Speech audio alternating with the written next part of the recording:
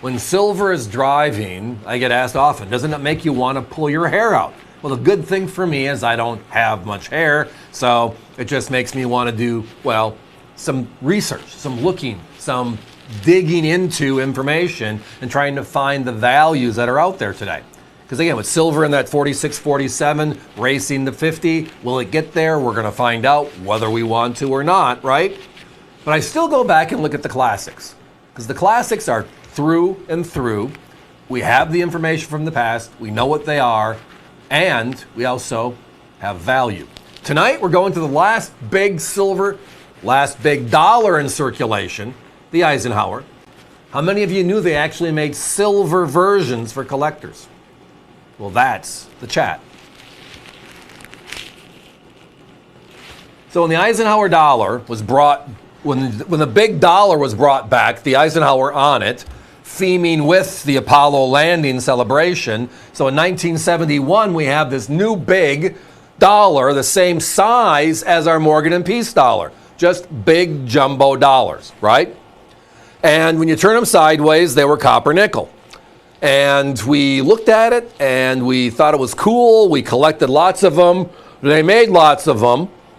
And then after a year or two, we decided that we prefer paper money. These big coins in our pockets are fun to collect, but not to use in commerce, right?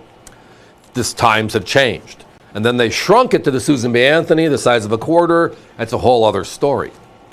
But during this time frame, the early 1970s, they also made a real silver dollar, a silver Eisenhower in uncirculated condition.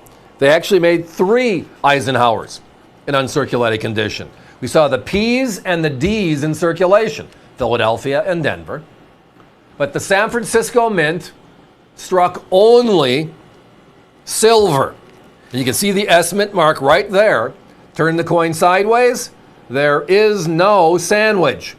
These are silver, outright silver.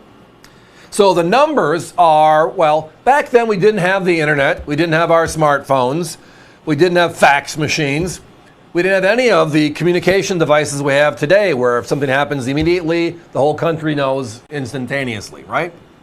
So back then, if you were familiar with what the U.S. Mint was doing, you were going to larger coin shows, or you lived in San Francisco and you went to the Mint and you saw what they call a blue pack. It was a poly pack with the Eisenhower dollar in it, with a medallion, a blue Eisenhower medallion, and they put it into a blue envelope. And that's where these came from.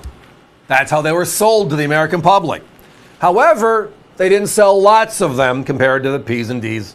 That's the value. So let's go over the deal first of all. They made 5 silver uncirculated issues, 71, 2, 3, and 4. And then in 75 and 76, they made our bicentennial issue, the dual date for the 5th coin. So there are 5 silver uncs. Tonight, our deal is pretty simple. We're at $19.95 each. We're under $20 in today's crazy silver market. And if you buy 5 with us tonight, you'll get all 5. We'll guarantee you'll get the entire collection of silver uncirculated San Francisco Ikes. So let's go back to the mintages because it really tells the story. First year of issue, we all loved it. 47 million P's, 68 million D's, 6 million S. 72, even more popular. 75 million P's, 92 million D's, 2.1 million S's.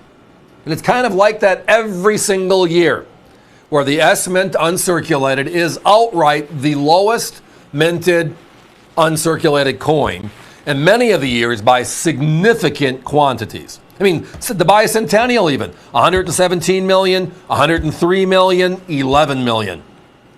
We're talking fractions. And tonight, again, these silver, not a mistake, not a misquote. Eisenhowers are dollars. The ones in circulation were copper nickel. Tonight, though, we are on the spot with silver. These are silver dollars. They were struck in silver by the San Francisco Mint, only made for collectors, not released into circulation. Oh my. The other part is value, right? My competition on these same 5 coins range in price from $56 to $65 each. So they're double our price and then some, almost triple our price across the board.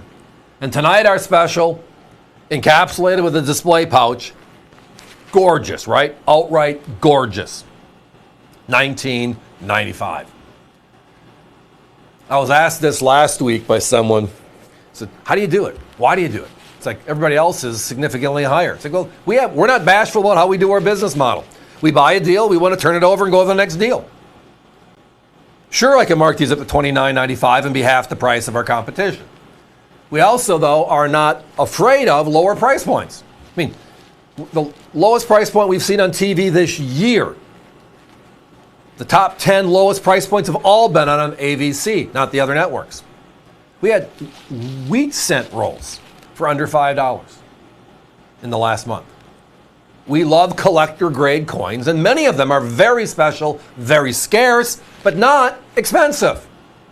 So we don't have to make them expensive just to suit our needs. They should just be available. Guys, give me a 30-second clock.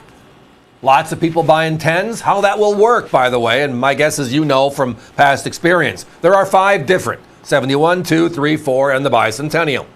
If you buy 10, you're going to get 2 groups of 5. If you buy 15, 3 groups of 5.